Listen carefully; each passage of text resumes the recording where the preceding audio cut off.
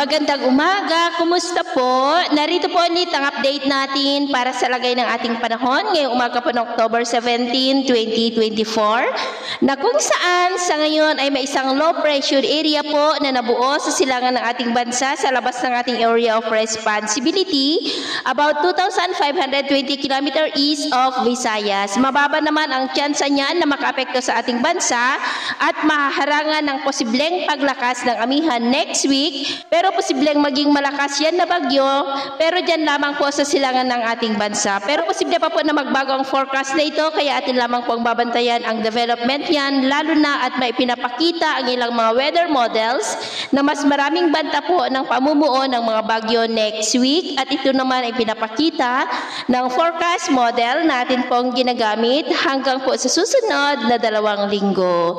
At sa lagay ng ating panahon ay iba't ibang weather system ang umiiral dito sa ating bansa. Mayroong easterlies dito po sa Luzon, lalo na sa silangang bahagi, at mayroon pong intertropical convergence zone na nag-i-extend dyan sa may Visayas at Mindanao. At sa lagay ng ating panahon ngayong madaling araw ay generally fair weather naman sa malaking bahagi ng ating bansa, pero may chance pa rin ng mga isolated rain sa ilang bahagi ng Quezon, Camarines Norte, Palawan, Masbate, Leyte, Samar, Dinagat Island, Zamboanga Peninsula, Sulu Archipelago, Sultan Kudarat, Mati at ilang bahagi po ng Lanao provinces. Mamaya po ay sisikat naman ang araw sa malaking bahagi ng ating bansa, pero may chance pa rin po ng maulap na kalangitan with isolated rain sa ilang bahagi ng Quezon, Camarines Norte, Masbate, ilang bahagi ng Leyte, Samar, Sulu Archipelago, Zamboanga Peninsula. At mamayang hapon, maulap pa rin ang kalangitan with isolated rain sa ilang bahagi naman ng Metro Manila,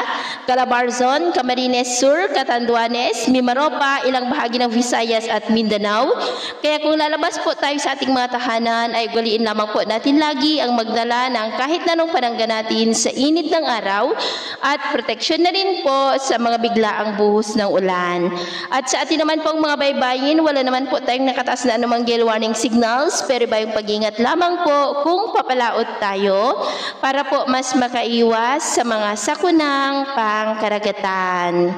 So, yun po ng latest update natin sa araw na ito. At ako po muli si Jem na nagsasabing sa kahit anong pagsubok po na darating sa ating buhay, huwag na huwag po tayong mawawalan ng pag-asa. Thank you and God bless!